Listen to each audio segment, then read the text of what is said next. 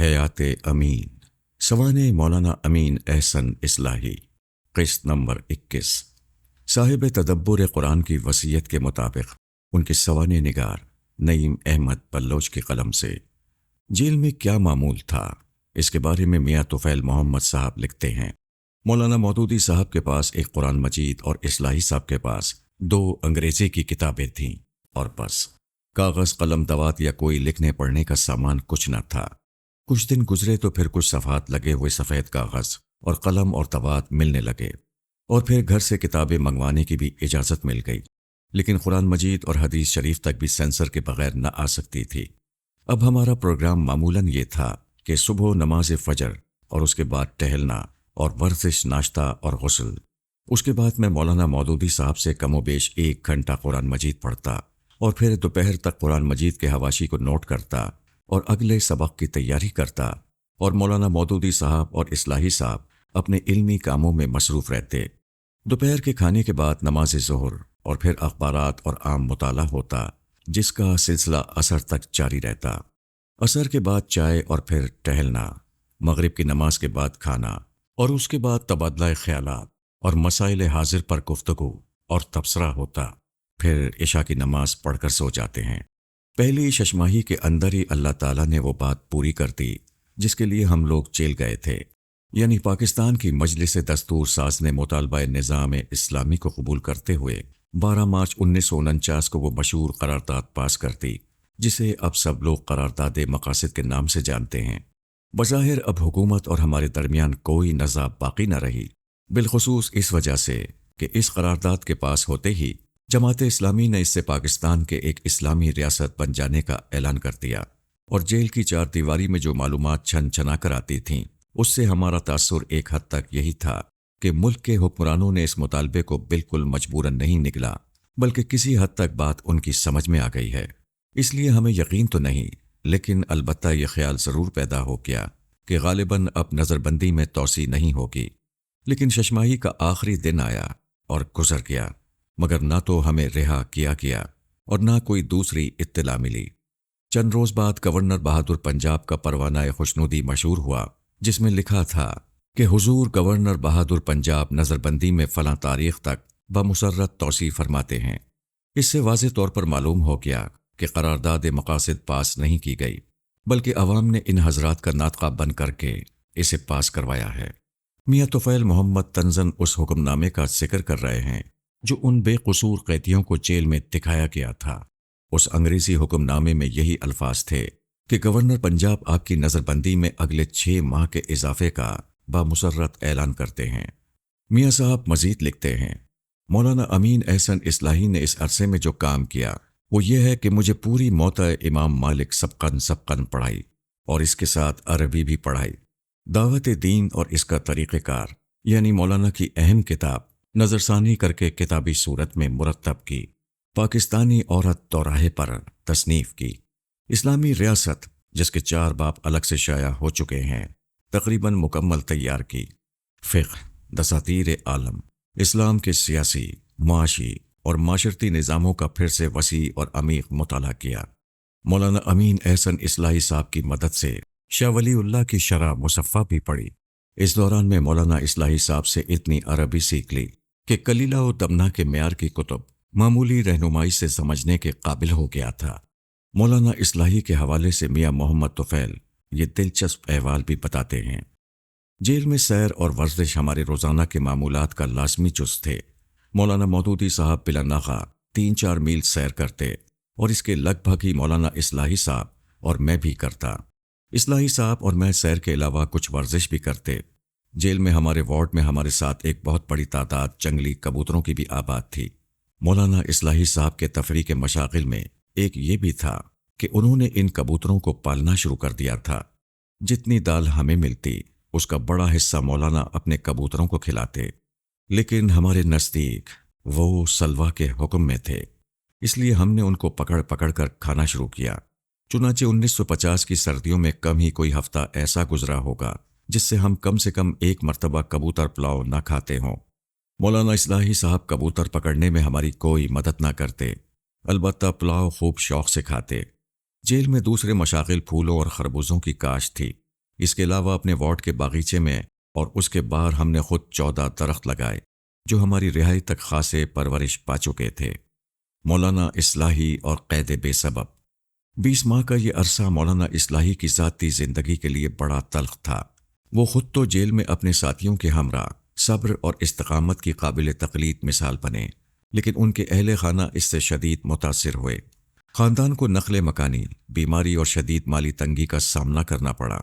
اس کا اندازہ ان خطوط سے بآسانی لگایا جا سکتا ہے جو انہوں نے جیل میں لکھے۔ مولانا کے ان خطوط تک رسائی کے لیے ہم ان کے بیٹے جناب ابو سعید صاحب اصلاحی کے بہت ممنون ہیں۔ ان خطوط کے کچھ اقتباسات ہم یہاں درج کریں گے۔ پہلا خط حکیم محمد شریف کے نام ہے۔ اس سے معلوم ہوتا ہے کہ ان کے ہاتھ کے راشا کی تکلیف اب بہت بڑھ گئی تھی اور وہ کچھ بھی لکھنے سے معذور ہو گئے تھے۔ خط ملاحظہ فرمائیں، بنام حکیم محمد شریف، حافظ آباد۔ اس تکلیف کو دور کرنے کے لیے آپ دعا یا دوا سے جو کوشش بھی فرمائیں گے، میں اس کے لیے دل سے شکر گزار ہوں گا۔ اس وقت حالت یہ ہے کہ جہاں قلم ہاتھ میں لیا اور چند حرف لکھنے کے لیے انگلیوں میں چنا جانے لگا، نتیجہ یہ ہوتا ہے کہ پھر انگلیوں کی گرفت ڈھیلی پڑنے لگتی ہے، اور اگر قلم کو دبانے کی کوشش کروں اور زبردستی کچھ لکھنا چاہوں تو انگوٹھا مرتعش ہو جاتا ہے۔ اس حالت نے طبیعت کو لکھنے کے کام سے اس قدر بیزار کر دیا ہے کہ کبھی کبھی تو کاغذ قلم ہاتھ میں پکڑنے کے تصور ہی سے وحشت ہونے لگتی ہے۔ مجھے یہ تکلیف تو کچھ عرصے سے ہے، مگر پہلے میں اس کو صرف اس وقت محسوس کرتا تھا جب تمباکو کھا لیتا تھا، مگر اب تو 10 مہینے سے تمباکو کا ایک ذرہ بھی منہ میں نہیں گیا۔ ہمارے خط لکھنے کا کاغذ اتنا مختصر ہوتا ہے کہ اس میں سوالوں کے جواب کی گنجائش نہیں نکل سکتی۔ اس وجہ سے میں ختم کرتا ہوں۔ آپ کے سوالوں کا جواب محض اشارے میں دے سکوں گا۔ تنقید کے متعلق صحیح رویہ یہ ہے کہ اگر فساد جماعتی ہو تو تنقید بھی بصیغہ عموم ہونی چاہیے۔ حضرت صلی اللہ علیہ وسلم کا طریقہ بھی یہی تھا کہ آپ برائیوں پر تنقید کرتے تھے، اشخاص کو زیر بحث نہیں لاتے تھے۔ البتہ اگر فساد شخصی ہو تو اس صورت میں نام لے کر تنقید میں بھی کوئی حرج نہیں ہے۔ دائیں ہاتھ کی تکلیف کے سبب یہ خط بائیں ہاتھ سے لکھا ہے۔ 1 دسمبر 1949۔ تمباکو کی حقیقت۔ اس خط میں مولانا نے تمباکو کھانے کی بات کی ہے۔ مولانا جوانی میں حقہ، پائپ اور پان کا بھی شوق رکھتے تھے۔ ان کے بیٹے ابو سعید اصلاحی بیان کرتے ہیں کہ مولانا نے جوانی ہی میں پائپ اور حقے کا استعمال ترک کر دیا تھا، صرف پان کھاتے تھے اور وہ بھی بہت محدود۔ پان میں تمباکو کا استعمال کرتے تھے۔ دانت باقاعدہ اس اہتمام سے صاف کرتے تھے کہ ان پر پان کھانے کا کوئی نشان نہ رہے۔ یاد رہے کہ پان کھانا ہندوستان کی مسلمان اشرافیہ میں بہت مقبول تھا۔ جب مولانا جیل میں قید ہوئے تو انہوں نے اعلان کیا کہ وہ قید میں پان نہیں کھائیں گے تاکہ یہ ان کی کمزوری نہ بنے، اور اسی کا ختم ذکر ہے کہ انہوں نے 10 ماہ سے تمباکو کا استعمال نہیں کیا۔ رہائی کے بعد مولانا نے پان کھایا، لیکن وہ کبھی بھی لوگوں کے سامنے نہیں کھاتے تھے اور دن میں 2 دفعہ سے زیادہ نہیں لیتے تھے۔ میں خود اس بات کا شاہد ہوں کہ ان سے 1982 سے وفات تک مسلسل رابطے میں رہا، لیکن میں نے کبھی بھی انہیں پان کھاتے نہیں دیکھا۔ حسب ذیل خط مولانا نے اپنے سسر جناب چودھری محمد عبد الرحمن خان کو لکھا ہے۔ معلوم ہوتا ہے کہ یہ خط چودھری صاحب کے مراسلے کے جواب میں لکھا گیا ہے۔ خط کا ضروری حصہ درج کیا گیا ہے۔ بنام چودھری محمد عبد الرحمن خان۔ انوار کے متعلق میری رائے اب یہ ہے کہ اگر مکان کا بندوبست ہو جائے تو وہ ملتان میں ٹھہر کر اپنا علاج کرائیں۔ میکلوڈ گنج راولپنڈی میں علاج میسر نہیں ہے۔ اس حالت میں بغیر علاج کے رہنا اپنے اوپر ظلم ہے۔ افسوس یہ ہے کہ ان لوگوں کے ساتھ رہنے کے لیے کوئی گھر کا آدمی نہیں ہے۔ ابو صالح کو اپنے اخبار سے چھٹی نہیں ہے، اس وجہ سے وہ ملتان نہیں آ سکتے، اور لاہور میں نہ مکان اب مل سکا اور نہ ملنے کی امید ہے۔ اگر ساتھ رہنے والے کسی آدمی کا انتظام ہو جائے تو امید ہے کہ ملتان میں مکان کوئی برا بھلا مل جائے گا۔ 11 جون 1949۔ درج ذیل خط مولانا نے اپنی ساس محترمہ کو لکھا ہے۔ اس کے القاب اور اسلوب سے واضح ہوتا ہے کہ مولانا اپنی ساس محترمہ سے کس قدر احترام اور محبت کا تعلق رکھتے تھے۔ خط مکمل ہے، ملاحظہ فرمائیں۔ مخدومہ امی جان، السلام علیکم ورحمۃ اللہ وبرکاتہ۔ گزشتہ ہفتے میں انوار سعید اور مسعود کے ساتھ ملنے آئی تھی، اور اسی دن یعنی 11 اپریل آپ کا یہ والا نامہ مجھے موصول ہوا۔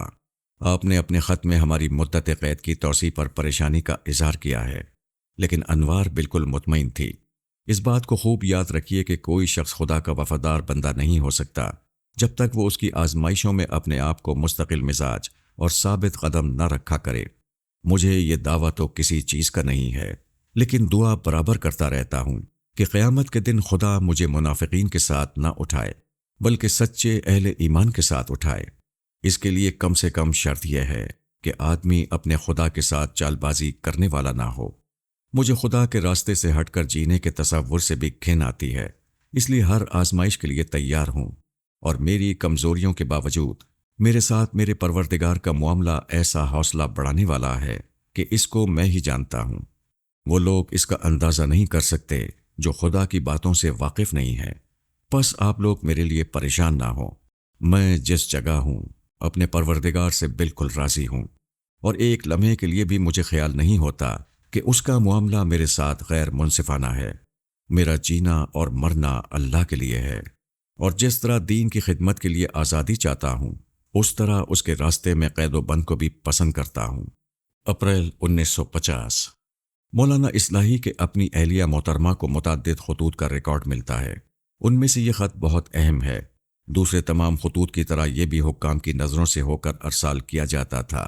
خط مکمل ہے، ملاحظہ فرمائیں۔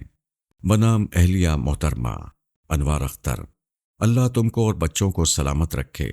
تمہارا 30 جنوری کا لکھا ہوا رجسٹرڈ خط مجھے کل 17 فروری کو ملا۔ تم نے خط کو رجسٹر بھیجنے کا اہتمام ناحق کیا۔ یہ اہتمام اس وقت مفید ہوتا ہے جب ڈاک خانے سے ضائع ہوتی ہے۔ یہاں یہ صورت نہیں ہے، بلکہ حکومت کا محکمہ احتساب جس خط کو اپنی ثوابدید میں نامناسب خیال کرتا ہے اس کو روک لیتا ہے۔ ایسی صورت میں رجسٹرڈ اور معمولی خط میں کوئی خاص فرق نہیں پڑتا، اور آخر تم اس کی بلا وجہ اس قدر فکر ہی کیوں کرو؟ بس ہفتے میں ایک خط اپنی اور بچوں اور گھر والوں کی خیریت پر مشتمل ڈال دیا کرو۔ پہنچ گیا تو پہنچ گیا، ورنہ اللہ اللہ خیر صلاح۔ الحمدللہ مجھے اب اس طرح کی باتوں سے خاص پریشانی نہیں ہوتی، اور امید ہے کہ تمہیں بھی کوئی پریشانی نہیں ہوتی۔ اس بات پر اکثر غور کیا کرو کہ ایک مسلمان کی زندگی اور موت اللہ کے لیے ہے۔ میری زندگی کا تغرا تو انا صلاتی و نسکی و محیای و ماتی للہ رب العالمین ہے۔ میری آرزو ہے کہ کسی کو تم اپنی زندگی کا تغرا بناؤ اور اسی چیز کو بچوں کے دل پر نقش کرو۔ تم پر حیرت ہے کہ اس علم و فضل کے باوجود تم کو میری جدائی سے پریشانی ہے، اور میرا حال یہ ہے کہ مجھے اپنی سب سے زیادہ محبوب اولاد بٹو، مولانا کی سب سے چھوٹی صاحبزادی مریم صاحبہ جو وفات پا چکی ہیں، کی صورت میں بھی یاد نہیں رہی، اور اگر تم لوگ خطوط میں اس کی باتیں مجھے لکھ نہ دیا کرو تو انشاءاللہ مجھے اس کی محبت بھی کبھی نہیں ستائے گی۔ تمہارے قیام کے معاملے میں میرا یہاں سے کوئی مشورہ دینا بالکل نامناسب تھا۔ اگر لاہور میں مکان مل جاتا ہے تو شوق سے وہاں چلی جاؤ۔ راولپنڈی جانا چاہو تو وہاں مکان کا فوراً انتظام ہو سکے گا، اور اگر بہاول پور جانا چاہو تو میں اجمل صاحب کو لکھوں گا۔ بہرحال جب تک میں جیل میں ہوں اس امر کا فیصلہ تم ہی کو کرنا ہے کہ تمہارا قیام کہاں مناسب ہوگا، اور جہاں مناسب ہوگا انشاءاللہ وہاں انتظام ہو جائے گا۔ تم زیادہ فکر نہ کرو، اور یہاں آنے کا تو دل میں خیال بھی نہ لاؤ۔ اگر اللہ کو منظور ہے تو بچوں کی صورت یہاں سے نکل کر ہی دیکھوں گا، اگر اللہ کو منظور نہیں ہے تو مجھے بھی منظور نہیں ہے۔ اماں زینب کو سلام مسنون، بی بی نثار کو دعا اور پیار، سعید کو دعا، اور جانے پدر بٹو کو پیار کے ساتھ یہ خط۔ والد صاحب قبلہ کی خدمت میں بھی سلام مسنون۔ تمہارے اور نثار کے خطوط یہ نہیں ہے کہ مجھے بالکل نہ ملتے ہوں، ملتے ہیں مگر کم۔ خط میں مذکورہ شخصیات کا تعارف۔ اس خط میں زینب سے مراد مولانا اصلاحی کی دوسری ساس محترمہ ہیں۔ یاد رہے کہ ان کے سسر چودھری عبد الرحمن کی 3 ازواج تھیں۔ محترمہ زینب بی بی چودھری صاحب کی دوسری بیوی تھیں۔ نثار سے مراد آپا نثار فاطمہ ہیں، مولانا کی خواہر نسبتی۔ وہ عمر میں بہت چھوٹی تھیں اور گھر میں مولانا کے ساتھ ان کی اولاد کی طرح رہتی تھیں۔ ان کی تربیت میں مولانا کا بہت کردار تھا۔ وہ جماعت اسلامی خواتین ونگ لاہور کی صدر رہیں۔ معروف سیاستدان اور موجودہ وفاقی وزیر احسن اقبال کی والدہ محترمہ تھیں، وفات پا چکی ہیں۔ سعید مولانا کے بیٹے ابو سعید اصلاحی ہیں، حیات ہیں، اور جب 1985 میں وہ پاکستان واپس آئے تو مولانا اپنی وفات تک انہی کے ساتھ رہے اور انہی کے گھر درس و تدریس ہوتی۔ والد صاحب قبلہ سے مراد مولانا کے سسر چودھری عبد الرحمان ہیں۔